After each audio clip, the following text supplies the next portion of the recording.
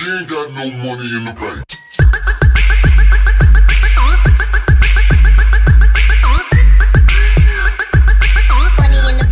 What's going on, guys? Jack here, and I'm back with episode 101 of my West Ham United career mode. But before we get to this one, guys, if you could smash that like button, I'd really appreciate it. And also, if you are new around here, then why not hit that subscribe button too? It only takes a couple seconds out of your day, and I would very much appreciate it. As you can see here, we get some really good news. Morgan Schneider is relieved about obviously playing first team football again and not being dropped to the bench. And also, Daniel Marty was happy, obviously a player that plays in this position, to get a game in the last match. But now we get ready for a game against Reading. Daniel Marty would actually make the team along with Fakir, Bizarro, Henderson, Hernandez, Benteke, Diamore, Fabinho, Grimado and Rafael Spiegel. We are at Upton Park, so I've definitely got higher hopes for this game.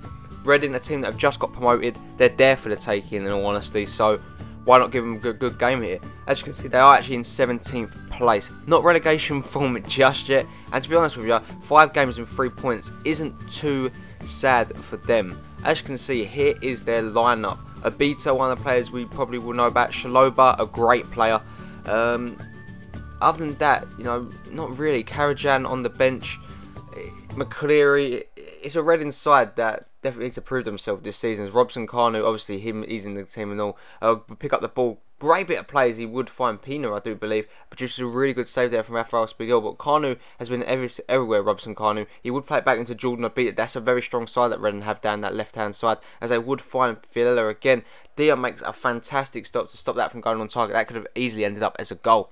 Robson Kanu would again be on the ball. He's been the focal point for all of Reading's attack so well. As Raman puts the ball in, would find Paella again, but Spiegel would hold on yet again. West Ham's turn to attack now with Grimado, would find Nabil Fekir, turns away from the shot, would find Henderson with some space, takes a slight deflection, it just goes wide and mark. That could have gone anywhere though. As Hernandez now gets West Ham started on another counter attack, Benteke would hold the ball up beautifully and would play that back into the Mexican here. What can he do is he plays it all the way into the box to find Fekir. What a finish that is from Nabil Fekir to make it 1-0 to the Hammers just after the half an hour mark there. A cool, calm and collective finish from the Frenchman. And you take nothing away from Javier Hernandez, who took a lot of time to figure out that pass there and played it directly into his feet. What a great first time finish.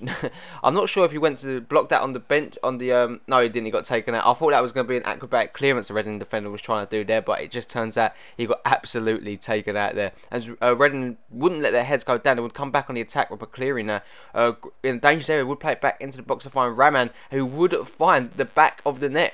1-1 here, Reading back on terms right on half time. An absolute shocker. You would never expect Reading to come back into this game under these circumstances after going 1-0 down. But great bit of play here from the Barclays Premier League new boys. As the ball does come in, they would find the back of the net here. That's a massive goal for them. West Ham come forward though yet again in the second half. Bizarro gets onto the ball, takes advantage of poor defending and just slots that beautifully past the goalkeeper, you know, across the body shot for him. And that is an exquisite finish there. 2-1 to the Hammers now, courtesy of Richelli Bizarro, who, you know, he's taken his chance, you know, by the scruff of the neck, and he's absolutely performed so well. That is a beautiful powerhouse finish there from Richelli Bizarro. And, you know, remember 21 Bizarro, because he is definitely a player for the future. He's going to be one of the world's best centre midfielders in a couple of years' time. I can really feel it. As Benteke gets onto the ball now, great bit of play from him as he cuts into the box, plays it back into Nabil Fekir with the finish. It is 3-1 to West Ham. Fekir gets his second of the game, and that could be all she wrote for poor Reading. It's been a poor second half display from them. They've just seemed to have fallen asleep, and West Ham have capitalised on poor mistakes here, poor defending, and they have all the time in the world to make that shot go in. 3-1 to West Ham, and Fekir comes up damaging Reading yet again. 2 goals in the Barclays Premier League for him. West Ham looking to continue on with the great dominance that they've shown in the second half. But it would be Reading's first attack of the second half here, as Robson Kanu would play into Norwood. Norwood would play it back into his man, but Spiegel again would make another great save there. He's had a good game despite conceding the 1 goal, which is a shame, as we do bring on Schneider and Vargas and Gonzalez now to try and make a difference in this game with 50 minutes left to go. We have to wait and see. Reading will be on the attack again though, as they would find their man Paella again, who hits the crossbar unfortunately, but this time it is ruled for offside. It wouldn't have counted anyway, but Vargas now goes through on goal. Great strength from him. The Chilean man gets past the man, would play it into the path of Benteke, through on goal, and he gets his goal. 4-1 now in this game. It is game over. There's no way Reading are coming back from this. What turned out to be quite a close game has been an absolute rut in this second half here. They've been absolutely destroyed. Great play from Benteke, great run from him, and he would be able to get another goal added to his season tally. I don't know if that's his first goal actually. That might be his first. Oh, it's his second goal. We got his first goal last episode, didn't he? But 2 goals for Christian Benteke now. He is off to a flyer. As you can see though, West Ham on the ball again. We'll play it into Fakir, who's looking to add an assist to his goal tally. He's got 2 goals. He's played it into Vargas with the cool, calm, and collected finish, make it 5-1. Nabil Fakir has in fact picked up an assist now too. So that is 2 goals and an assist from Nabil Fakir. He has been directly involved in 3 of the 5 goals today. He's been the MVP for me, without a shadow of a doubt. Great finish though from Eduardo Vargas. Great to see him get on the score sheet. I believe that is his 2nd goal of the season. Also, might even be his 3rd. The game would come to an end. Ready to end a disappointing game and afternoon here at Upton Park. Fakir, Bazoa, Benteke and Vargas amongst the goal scorers here. But as you can see, stats wise, it was quite an even game, but West Ham just took their opportunities, and that shows the difference of quality between top of the table and bottom of the table. If it was a doubt in anyone's mind, Nabil Fakir would pick up man of the match with a 9.4 rating. A great performance from him, to say the least, and he put in a really good performance here today. Can't wait to see what he does in the next game. As you can see, James Wilson now comes in the office and has a moan about his role at the club, which is disappointing. He must have known that his chances would be limited this season, and I'll try and get him involved as much as possible, but it's going to be hard when you've got the likes of Vargas waiting on the bench also, and Benteke and Hernandez have got such great fitness levels, so it's going to be hard to break into the team. But as you can see here, we do get ready for a game against Feyenoord in the UEFA Champions Cup. We're looking to continue our obviously defence of this title, and that would be by getting through into the group stages. But we'll get ready for the game here. A very strong side we fielded out, as you can see. Probably the strongest side we can do, except from Liam Moore maybe out for a core race. So as you can see here, we're at the East Point Arena against this Dutch side of Feyenoord, who are one of the top sides in the Eredivisie. So I'm interested in this game. Obviously, after one game, West Ham and Roma do lead the groups, and obviously Etienne and Feyenoord did get the losses against them 2 clubs. So both of them today on this match day will be looking to get redemption, and maybe even if they do, would even the group right up here. But as you can see, here is their team.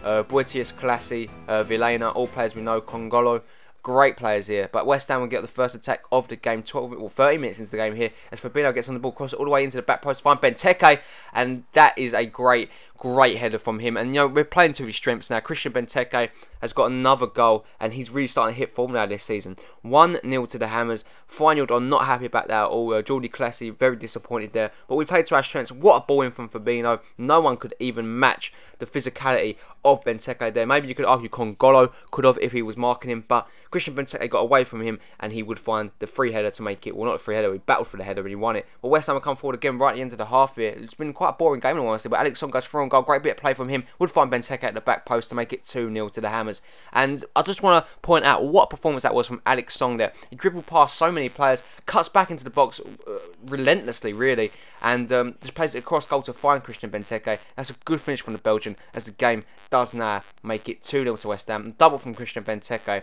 who is now in the hunt all of a sudden for that hat-trick. Into the second half though, Rakitic would play into Benteke, back into Fakir, who would find Hernandez, back over the top to find Benteke again. Hat-trick for Christian Benteke, or is it? It has been rolled out. A great passing move has come denied, really. That would have been a great goal from us. That would have been the best, one of my favourite goals we would have scored, but unfortunately the lino did rule it correctly for offside. But Benteke, look at that. That is ridiculous. Past the whole defence. What a finish from Christian Benteke to make it 3-0.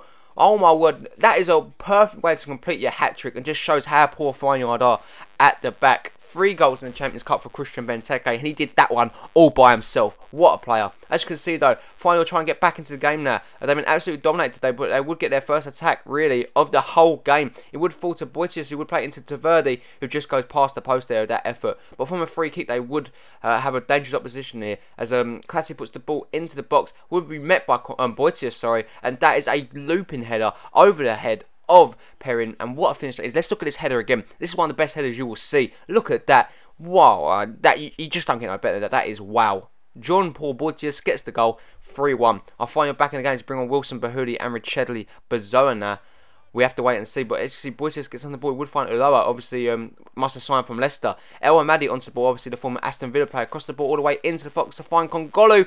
3-2. Are we about to witness one of the greatest comebacks in Champions League history?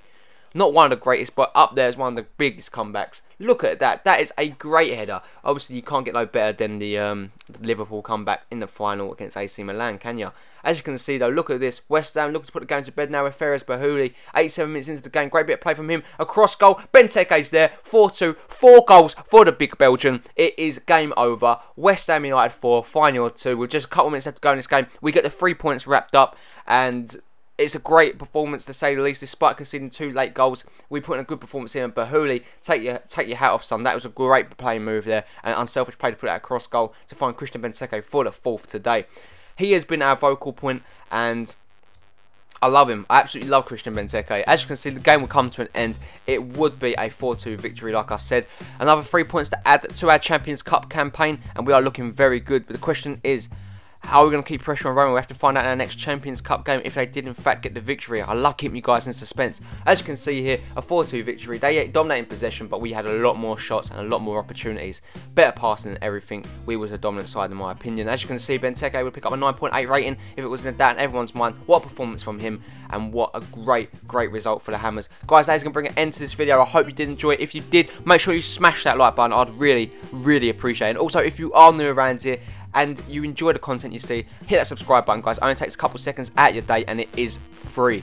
Thank you ever so much for joining me today. I hope you all have a really nice day. We are second in the BPL table, 2 points adrift of Manchester United. I'm sure we'll gang around on them eventually. Thank you ever so much for tuning in. Peace.